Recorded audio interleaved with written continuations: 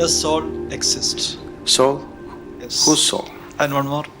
What is the purpose of life?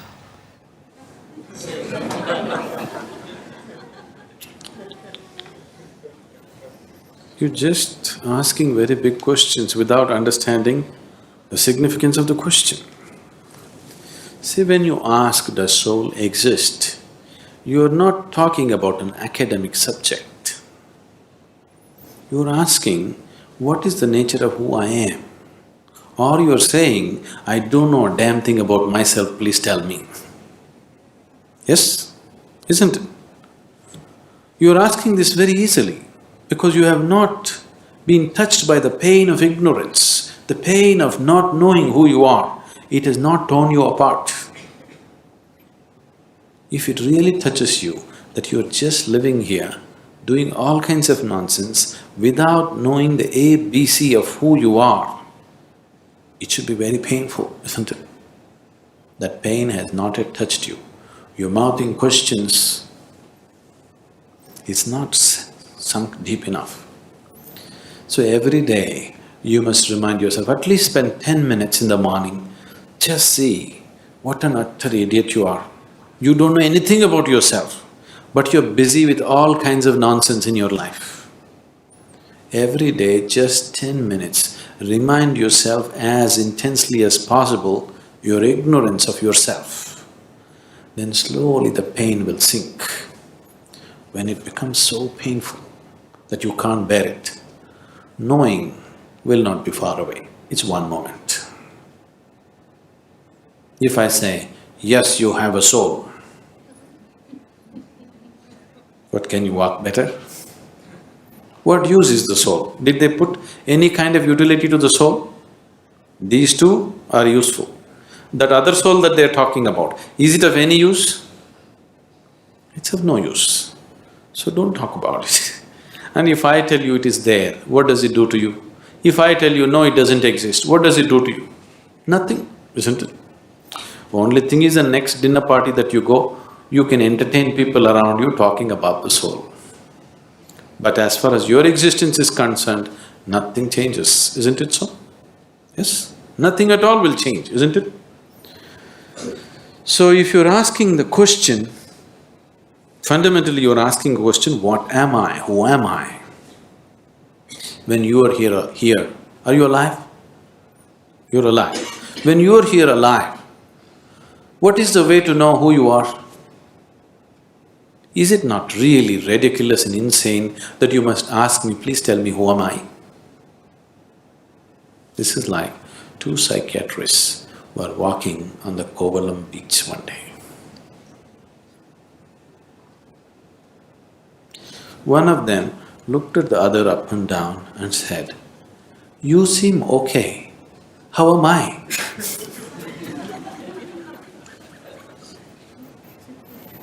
This is just like that, isn't it?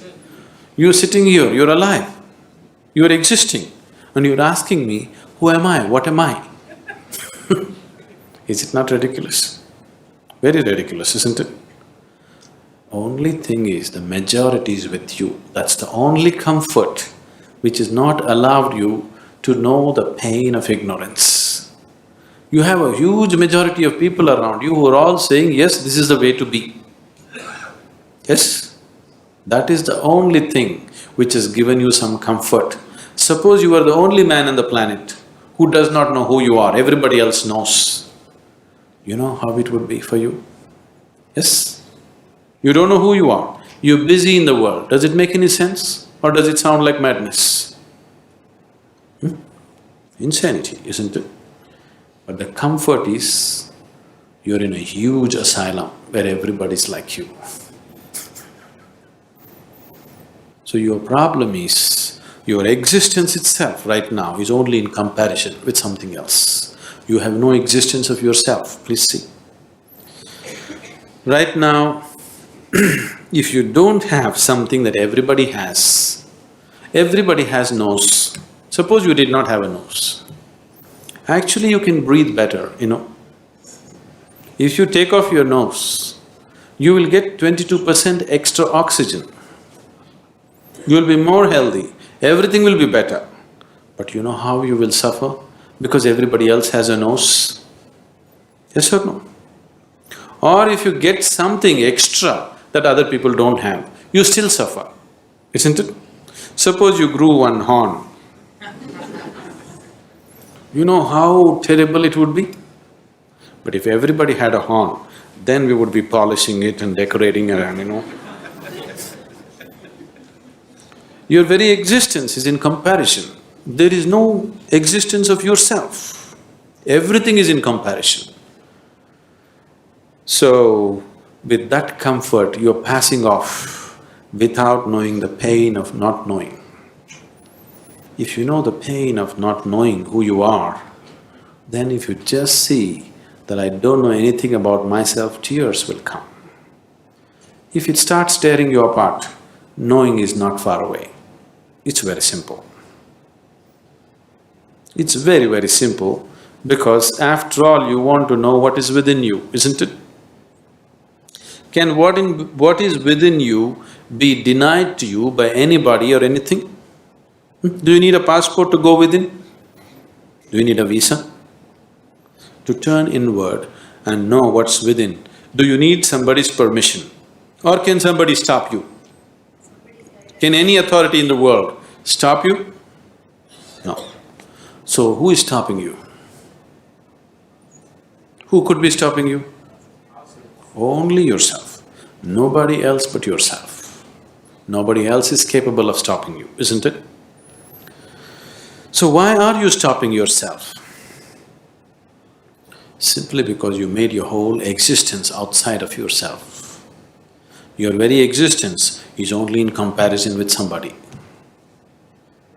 Because this has happened to you simply because the very nature of sense organs is like this. Because your experience of life is limited to sense perception, that is the reason why you're existing in comparison with somebody, not by yourself. Because sense organs are like this. If I touch this feels cool to me.